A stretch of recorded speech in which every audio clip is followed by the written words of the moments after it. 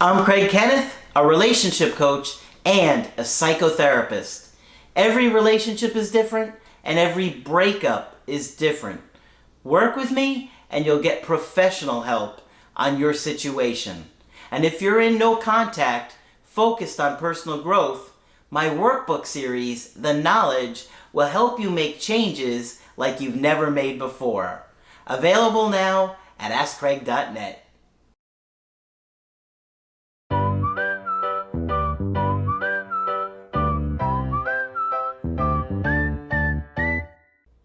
Hi there, I'm Coach Craig Kenneth. And I'm Coach Victoria. And in this video, we're going to be talking to you about your ex has intrusive thoughts too. Surprising, but it does happen. Yes, and we know when you're going through it, it's really hard to believe, but we've got another example today of an ex who admits it. All right, let's hear it. Before we get started, we should address the elephant in the room or the nice new backdrop that we have.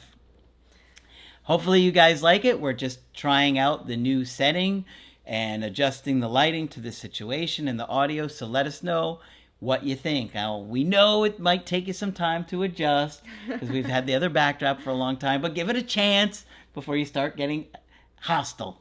Because we really like it, right? Yeah. It's really nice. Yeah. We have a little bit of a pizzazz now. Exactly. So let us know what you think. And if you have intrusive thoughts about the signs, make it be something nice. Okay, so this is a good email coaching to share with you guys. They consider themselves to be a success story. Okay, they said, "Dear Coach Craig, before I share my success story, I wanted to thank you, Victoria, and the late Miss Margaret for everything that you have taught me. I will carry these lessons for the rest of my life." Now, this is from a woman in her mid-50s who was with a controlling husband for 20 years. Wow. But that's not who we're going to be talking about today. It's a different ex. Now, she does have several kids, and she did, obviously, before this new ex. So she says, Daniel is 16 years younger than me, but we bonded quickly and became fast friends. After about 2 years of friendship, we started hooking up. I couldn't resist his lone wolf independence, and he was an incredible flirt. Interesting. You must have been watching our channel for tips. the video we did on flirting styles, right? Oh, yeah, that was a while ago. The 5 flirting styles, was that what it was? Yeah. How do you remember it better than me? And you wrote that one. I did. Because I know the skills. What do you want me to say? I'm good. Despite our age difference, we remain friends with benefits exclusively for a year. At some point, we fell in love and began a 3-year serious relationship. The first 2 years were like a dream. We were incredibly happy and so in love. All of our friends and family said they had never seen either of us so happy. We didn't live together, but lived just a few blocks away from each other. After the first year together, he changed jobs, but we still saw each other often. I have never had a bond like I do with Daniel, not even with my ex-husband. I thought we would be together forever. Everything changed 2 years into our relationship when my son, who was bipolar and in his mid-20s, committed suicide. So, obviously, absolutely devastating. I can't imagine anything worse than that, than losing a child. Yeah, and that sounds like an active traumatic event that she was going through at the time. Horrible. Absolutely horrible. I actually had a friend that their son committed suicide recently, and seeing how badly it impacted so many people was just heartbreaking. So please, if you ever feel like that, and many people do during a breakup, find local help.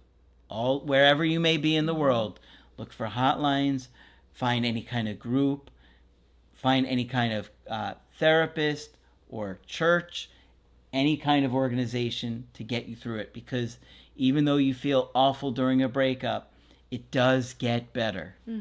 Right. And this would completely change the dynamic of a relationship.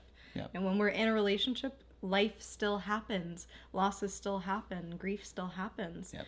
And so I'm curious to see how this impacted their connection. Yeah, It would take a lot for both of them, for a couple, to deal with something like this. I could easily see this causing a breakup for just about anybody out there. As a parent, I think you would feel very depressed. You would feel guilty. You would blame yourself. You would feel like you didn't do enough.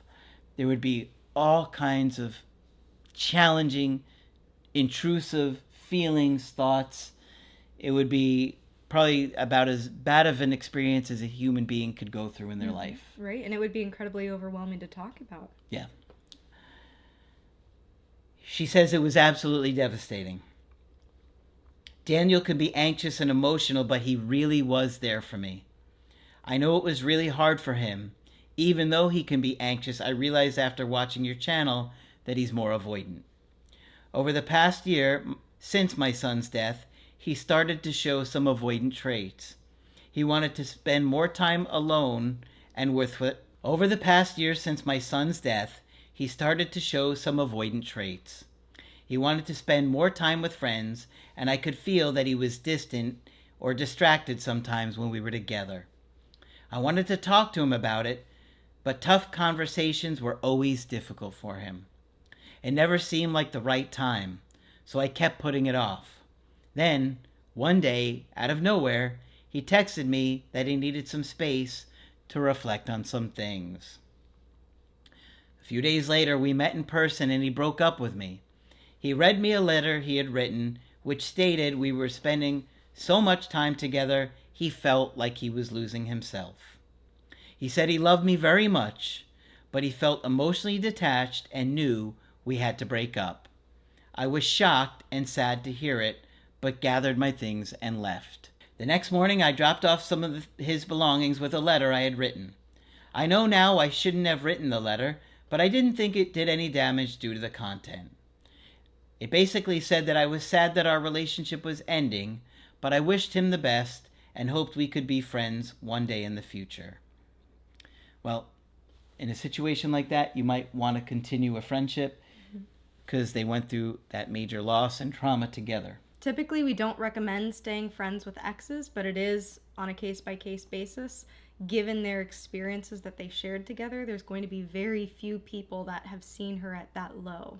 So that might be, an important emotional tie for her. Yeah. I was so heartbroken and confused. I scoured the internet looking for help and eventually came across your channel. This is where I learned that Daniel is an avoidant and I am more anxious. I had already decided to go no contact on my own, but seeing that it could result in him coming back one day gave me hope of reconciliation. I dove into watching your videos and doing the workbooks. I spent the next 3 months working on myself. I reconnected with friends that I hadn't talked to since my son died over a year ago.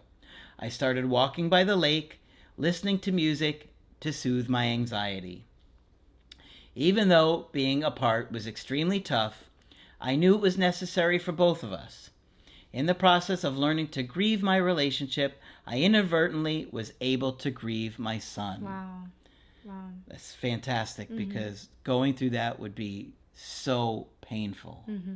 So good for her for acting like an adult here. Right, and connecting with that grief. At that point, she was going through two different major losses, the loss of that relationship and the loss of her son simultaneously. Yeah. So, it seemed like instead of those two working against each other, she was able to look at grief as a whole, and both of them helped her process the other. Yep.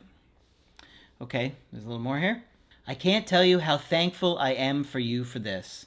I can actually think about him without breaking down and crying. I'm in the best shape of my life, both physically and mentally, thanks to you. Here is where I go against the recommended path. Even though I never planned to reach out to him, I had an overwhelming urge to do so out of nowhere last week. I think it may have been because I needed to move on and couldn't do so without seeing if the door was closed or not. Let's take a pause here. Guys, every situation is different and every breakup is different. Exactly. They went through a major trauma together.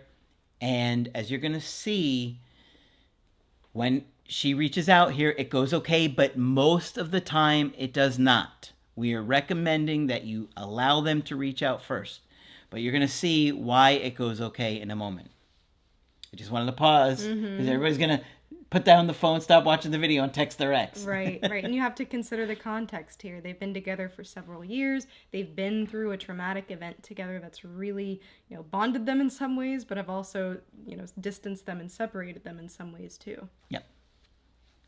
Regardless, I decided to text him.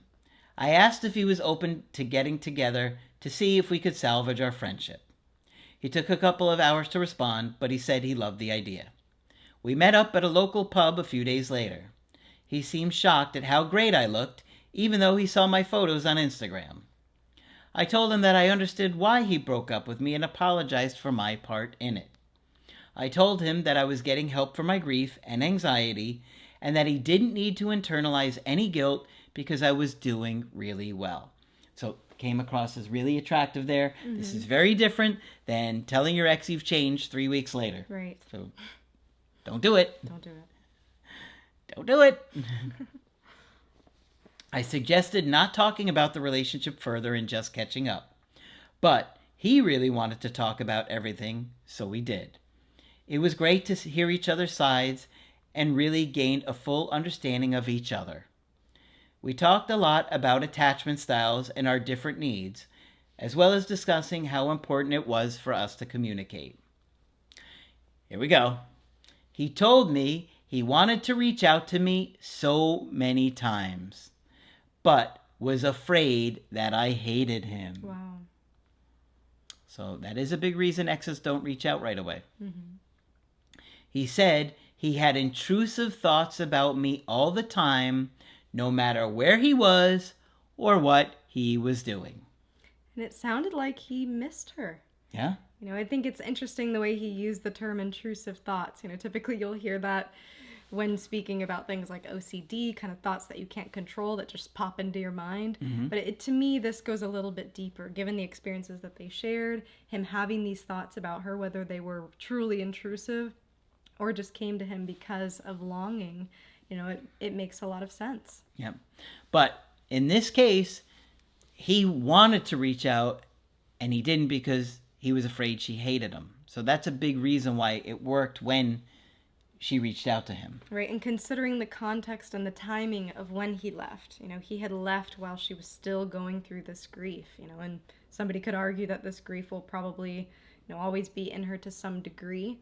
Some people say you don't fully heal from something like that, but you just become stronger enough. I don't see how you could. Right, you just become stronger enough to live a purposeful life and are able to find, your own meaning through it. Yep. So given the context and the timing in which he left, this is what makes the situation more unique. Yep, absolutely.